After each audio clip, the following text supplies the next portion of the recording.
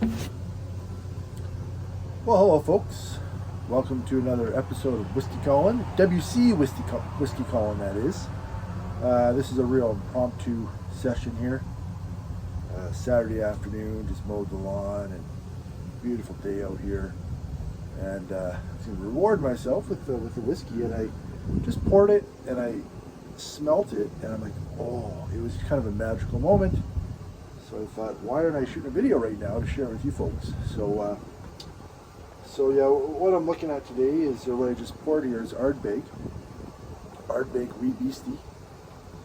And yeah, I bought this a week or so ago, and maybe 2 weeks, and I've tried it a little bit, and I do like it. I think so. It's a nice, but I'll taste it here today. Sometimes every day have a little bit of a different taste here and there, so yeah, we'll give it a shot here. So I hope you guys got to dram yourselves.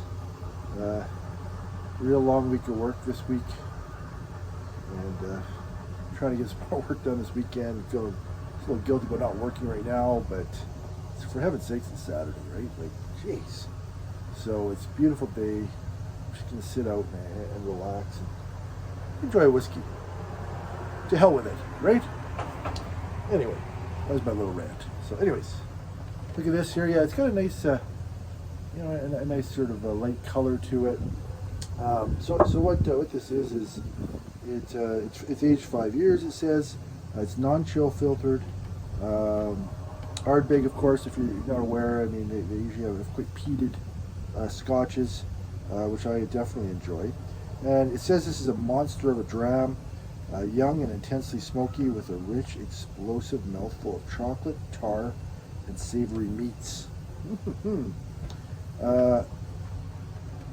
Yeah, it says here there are plenty of things in the world that cannot be fully explained. One such particularly has emerged from the peat bogs of Islay. Said to be a feisty young creature, witnesses have spoken of its formidable bite. Senses are heightened with each encounter. First comes an intense aroma of cracked black pepper, mingling with sappy pine resin and the sharp tang of smoke. Suddenly, the explosive mouthfeel bursts forth with chocolate, carasote, and tar. Savory meats sink into the palate before the long, salty mouth coating finish slinks away. Ooh, okay. Well, so yeah, nice looking bottle too. I always love the Ardbeg bottles. They got a nice look to them. Nice and this has got a bit more of a black label with the red in the background. I kind of like that. It looks kind of cool. So, anyways, yeah, and I'll say, Ardbeg Jugendale is probably the favorite Scotch I've ever tasted. Probably the favorite whiskey I've ever tasted in my life. Of all the ones I've tried. Oh boy, my hair is messy, isn't it? Yeah, I just kind of crawl out of bed. So sorry, folks, but whatever. It's Saturday. So, anyways, so yeah, let's give this see what this is like on the nose here. Yeah, as I was sitting here and before I decided to shoot the video, I just took the one smell, and it kind of to me smells like almost like kerosene in a very, very pleasant way. I don't know. Growing up, sometimes you'd be, I don't know, near a gas station or where there's maybe some, like kind of gasoline fume smell. I almost used to like that as a kid, just a little bit of a hint of it. This is not like gasoline per se, but it's almost got a little bit of that type of thing, but it's just in a very pleasant way. Like, it's very nice to smell. Yeah. Kerosene's coming to mind in a really, really nice way. So let's have a sip.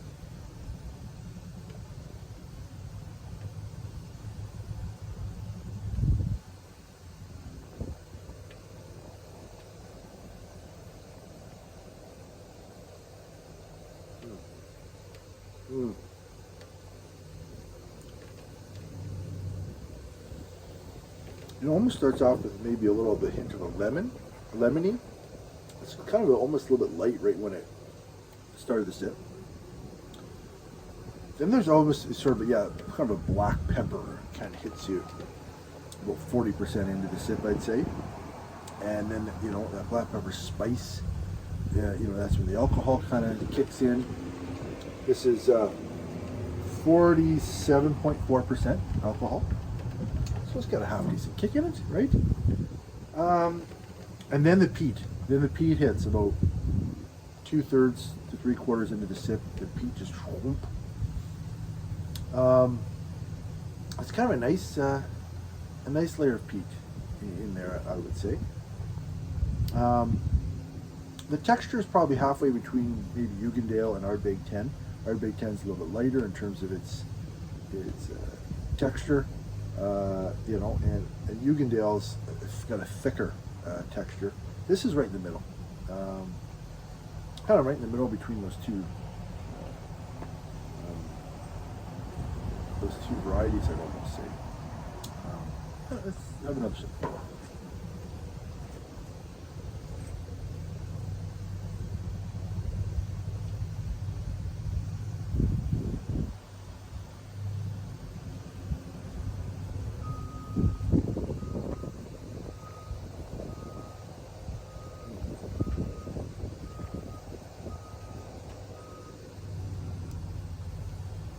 Rich, you know what? I just got a little bit of that chocolate I thought they mentioned in there. It's funny.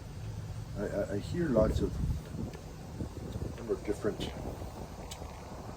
scotches sometimes mention a hint of chocolate, and I've almost never experienced that with all the scotches I've tried. I'm like, where are they getting this chocolate in?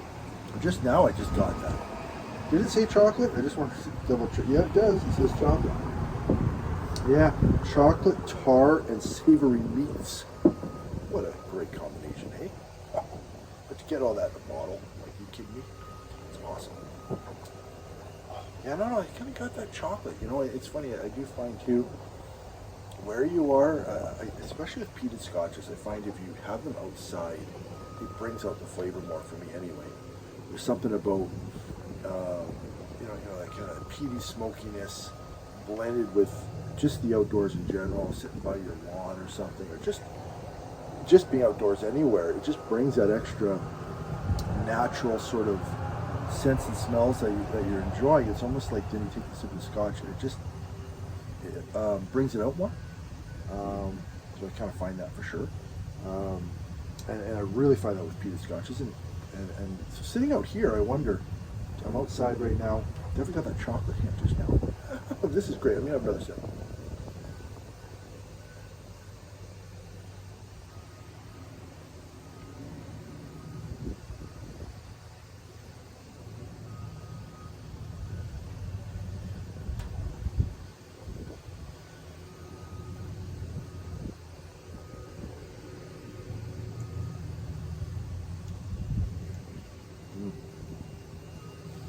It's probably the power of suggestion, but now, just because I read that with savory meats, but now I'm just getting like a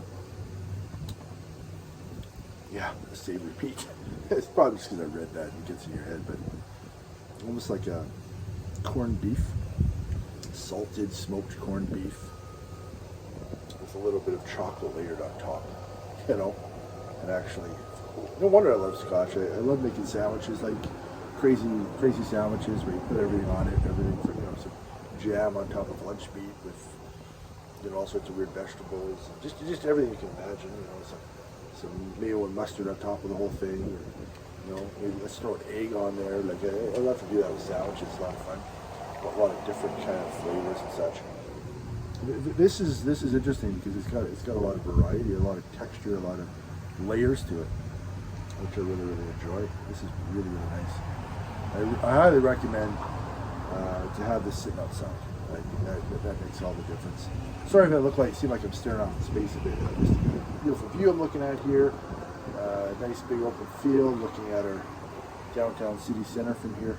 It's kind of a cool little view here. Why don't I I show you the view? Just get the context of the whole thing. So this is sort of the view that I've got here, and I've got my nice view of the city and everything else. So yeah, that's kind of what I'm looking at. What a better way than to spend the Saturday afternoon, just relaxing, right? So I hope you guys got to drive yourself. Hope you're enjoying it. I've got the Iran here too, and it's a port, the port cask finish. I was sitting there staring at this as well. I was trying to decide which one to drink, which dram to have first, and decided that I was in the mood for some peat sitting outside here. So, so yeah, the Ron, totally different Scotch, that one. I mean, it's not peated, but I really like Iran a lot. I'm really getting into anyone I can try. So, who knows? I may do a little video of that here. Maybe do my next video right now this afternoon. Let's get crazy. Why the heck not? So, but anyways, I hope you guys are having a great afternoon. Hope you have a great weekend, and I'll see you again soon. And thanks for checking out my videos. And there should be plenty more to come. So talk to you guys soon. See ya.